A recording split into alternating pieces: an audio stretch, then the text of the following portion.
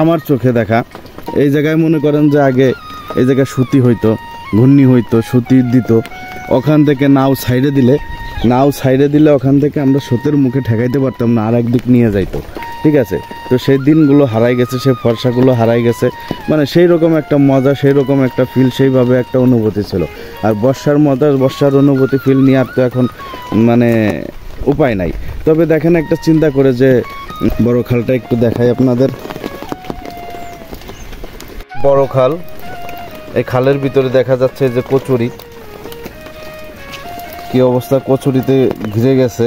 আমাদের চারটা হলো এই যে পরের দিক দিয়ে এত ছিল না, এখন হয়ে গেছে আর কি। হচ্ছে কিছু লোকে পাটের কাজ করতেছে এখনো। দেখতে পাচ্ছি খালের ভিতরে কিন্তু পর্যাপ্ত পানি, এখানে দেখা যাচ্ছে চারের এই যে গোড়া পর্যন্ত পানি হয়ে গেছে।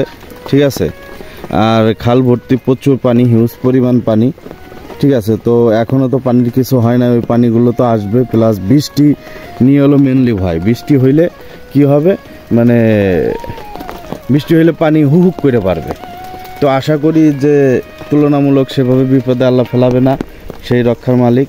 আর রেগুলার বর্ষা হওয়ার হঠাৎ প্রাপ্তি বর্ষা, এগুলো তো আসলে মানুষের জন্য জনজীবনে বিপর্যয় টেনে নিয়ে আসে এবং বিপদ চলে আসে। তো যাই হোক, তো আশা করব যা হয়েছে আগামীতে ফেনী, নোয়াখালী, খাগড়াছড়ি, বান্দরবন, কক্সবাজার এসব জায়গায় ইনশাল্লাহ হবে না। আশা করি সরকার, উপদেষ্টা প্রধান অবশ্যই কোনো সামনের দিকের জন্য ব্যবস্থা নেবেন।